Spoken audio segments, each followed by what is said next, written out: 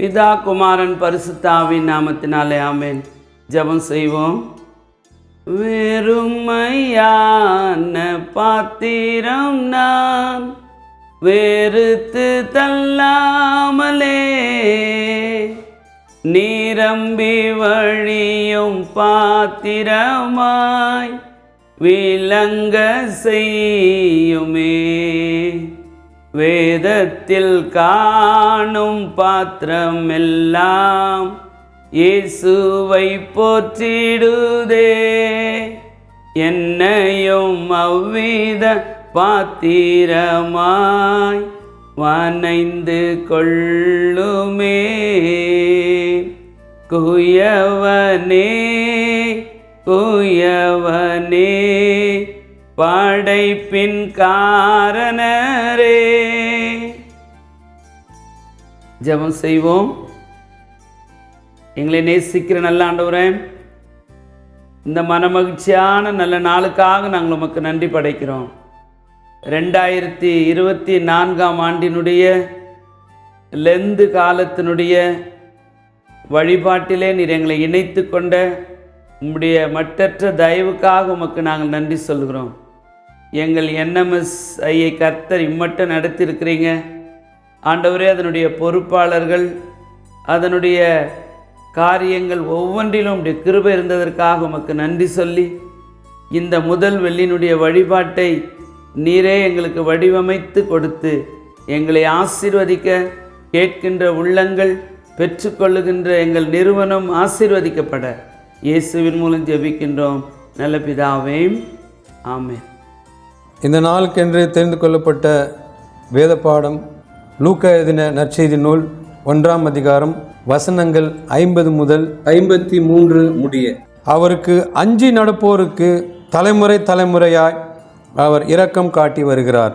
அவர் தம் தோல் வலிமையை காட்டியுள்ளார். உள்ளத்தில் செருக்குடன் சிந்திப்போரை சிதறடித்து வருகிறார். வலியோரை அரியணினின்றும் தூக்கி எறிந்துள்ளார். தாழ்நிலையில் இருப்போரை உயர்த்துகிறார். பசித்தோரை நலன்களால் நிரப்பியுள்ளார். செல்வரை வெறுங்கையராய் அனுப்பிவிடுகிறார் என்பதே. கிறிஸ்துவுக்குள் அன்பானவர்களே, மீண்டுமாக உங்களை அன்போடு இயேசுவின் நாமத்திலே வாழ்த்துகின்றேன். இதை காணுகின்ற அத்தனை உள்ளங்களையும் கர்த்தர் ஆசீர்வதிப்பாராக. விசேஷமாய் இந்த 2024 ஆண்டினுடைய பாடு மரண நாட்களை இயேசுவின் வழியாக நாம் கேட்க இருக்கின்ற அத்தனை செய்திகளையும் தேவன் ஆசீர்வதிப்பாராக. இப்பொழுதும் 217 ஆண்டுகள் முடிந்து 218ஆம் ஆண்டில் நுழைந்திருக்கின்ற எங்கள் வில்லியம் சார்ல்ஸ் நினைவாலயத்தின் சார்பில் இதை கேட்கின்ற உங்கள் அனைவரையும் இயேசுவின் நாமத்திலே வாழ்த்துகின்றேன். சிறப்பாக NMSஐனுடைய ஜெனரல் செக்ரட்டரி அவர்களுக்கும் அதனுடைய அனைத்து பொறுப்பாளர்களுக்கும் என் நன்றியை தெரிவித்துக் கொள்கிறேன். கர்த்தர் ஒவ்வொருவரையும் ஆசீர்வதிப்பாராக. அனைவருக்கும் நன்றியை உதித்தாகுக. இந்த நாளிலே எனக்கு கொடுக்கப்பட்டிருக்கின்ற தலைப்பு என்னவென்றால், லூக்கா எழுதின நற்செய்தி நூல் 1ஆம் அதிகாரம் 50 முதல் 53 வரை. அதில் சிறப்பாக 53வது வசனம், பசித்தோரை நலன்களால் நிரப்பியுள்ளார். பசித்தோரை நலன்களால் நிரப்பியுள்ளார். ஒருவேளை இந்த தலைப்பை நான் பார்க்கும் பொழுது இது மரியாளின் கீதமாயிற்று. இந்த லெந்து காலங்களில் இப்படிப்பட்ட தலைப்பு உரியதா என்று என்னை நானே ஆராய்ந்து பார்க்கும் பொழுது இந்த தலைப்பு எனக்கு ஆச்சரியத்தையும் இதோடு இணைந்து கொள்ளுகின்ற ஒரு இணைப்பையும் பிணைப்பையும் ஆண்டவர் கொடுத்தார். லூக்கா எழுதின நற்செய்தி நூலிலே சிறப்பாக நாம் பார்க்கும் பொழுது குழந்தை பருவ நிகழ்ச்சி, யோவான் பிறப்பை பற்றிய முன்னறிவிப்பு சொல்லப்படுகின்றது. அதற்கு அடுத்தது இயேசுவின் பிறப்பின் முன்னறிவிப்பை சொல்லுகின்றது. மூன்றாவது பகுதி மரியாளும் எலிசபெத்தும் சந்திக்கின்ற நிகழ்வை சொல்லுகின்ற ஒரு அதிகாரமாக, அதனோடு இணைந்து மரியாளுடைய வீர பாடல் இதிலே பதிக்கப்பட்டு, திருமுழுக்கு யோவானின் பிறப்பு இந்த பகுதிகளிலே சொல்லவும், கடைசியாக ஆண்டவர் கொடுத்த சகரியாவின் பிள்ளையை குறித்து அவர் ஒரு வீர பாடலை பாடுகின்ற நிகழ்வாக இவைகள் கருதப்படுவதற்காக நான் ஆண்டவருக்குள் வாழ்த்துகின்றேன். இன்றைக்கு ஒருவேளை இந்த தபசு காலங்களில் எல்லாரும் நினைக்கின்ற காரியம் என்னவென்றால், நான் உபவாசிக்கிறேன், நான் மாம்சத்தை புசிக்க மாட்டேன், நான் அலங்கரிக்கின்ற பூ என்னுடைய தலையிலே படக்கூடாது, நான் என்னை நானே சுத்திகரித்து கொள்கிறேன் என்று சொல்லி இந்த 40 நாட்கள் உண்ணான் நோன்பு இருக்கின்ற வழக்கங்களை நாம் பெற்றிருக்கின்றோம். ஆனால் திருமறையின் அடிப்படையிலே பார்க்கும் பொழுது அவைகள் ஒன்றையும் குறிப்பிடவில்லை. ஆனால் இயேசுவானவர் பிறக்கும் பொழுது தன்னுடைய தாய் ஒரே ஒரு வார்த்தை சொல்லுகிறாள், ஆண்டவரை எனது உள்ளம் போற்றி பெருமைப்படுத்துகின்றது, என் மீட்பராம் கடவுளை நினைத்து எனது மனம் பேருவகை கொள்கின்றது. இதைதான் என்னுடைய ஆண்டவர் பிறக்கின்ற காரியத்தை எனது உள்ளம் ஏற்றுக்கொள்ளுகின்றது, என் மீட்பரை நினைக்கின்றேன், என் மனம் பேருகை கொள்கின்றது, பெருமைப்படுகிறது.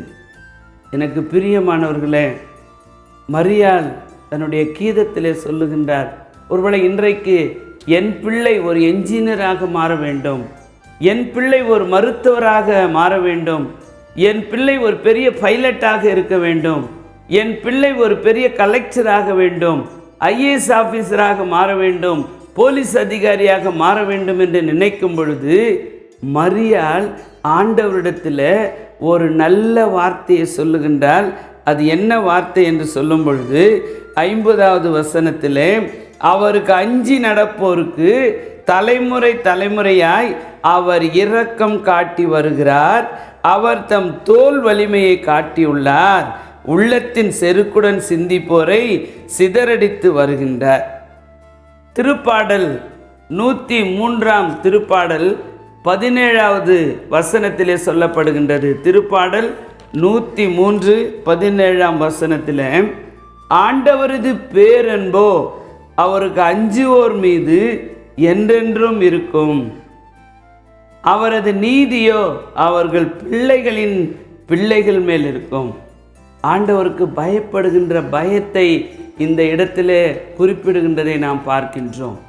எனக்கு பிரியமானவர்களே, கடைசியாக எனக்கு கொடுக்கப்பட்டிருக்கிற நேரத்தில் சொல்லுகின்ற ஒரே ஒரு வார்த்தை என்னவென்றால், தாழ்மையில் இருப்போரை உயர்த்துகின்ற ஆண்டவர் பசித்தோரை நலன்களினால் நிரப்புகின்றார்.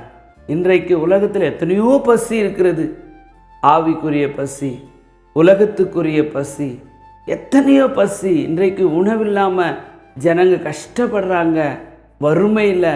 ஆனால் ஆண்டவர் சொல்கிறாரு, நான் வலிமை மிக்க ஆண்டவர்.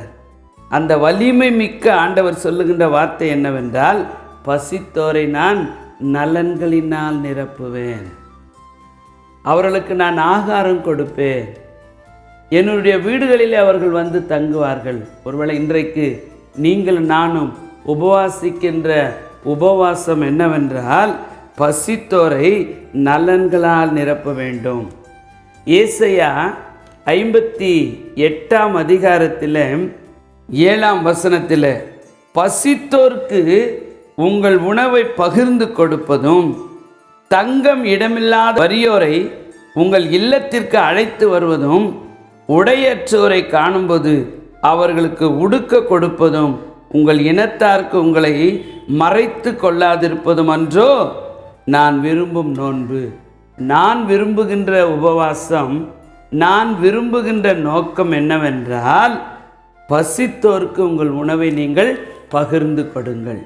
பகிர்வு ரொம்ப அவசியம், பயம் ரொம்ப அவசியம். கர்த்தருக்கு பயப்படுகிற பயம், பக்தி ரொம்ப அவசியம். பாருங்க, 5 அப்பம் 2 மீனை ஆண்டவர் 5000 பேருக்கு ஈக்குவலாக பங்கிடுறார். அதில் ஏழை, எளியவன், பணக்காரன், உயர்ந்தவன், தாழ்ந்தவன் யாருமே இல்லை.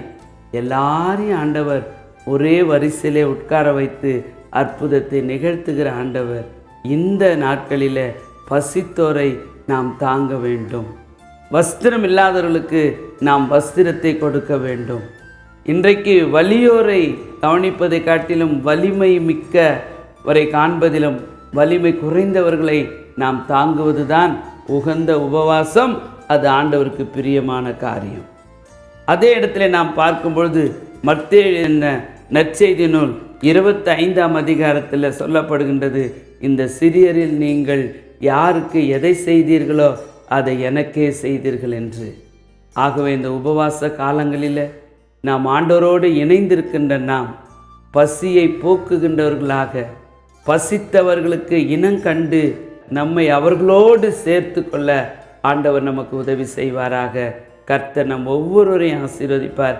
சிறப்பாக இந்த 2024ஆம் ஆண்டினுடைய துவக்கத்தில் பசித்தோரை தாங்குகின்றவர்களாக, பசித்தோருக்கு நம்மை உடன் பங்காளிகளாக, அது எந்த பசியாக இருக்கின்ற மக்கள் இன்றைக்கு வீடுகளில் இருக்கிறாங்க, தெருக்களில் இருக்கிறாங்க, நம்முடைய ஆலயங்களில் சுற்றி இருக்கின்றாங்க, அவர்களோடு நம்ம இணைந்து கொள்ள ஆண்டவர் நமக்கு உதவி செய்தார்.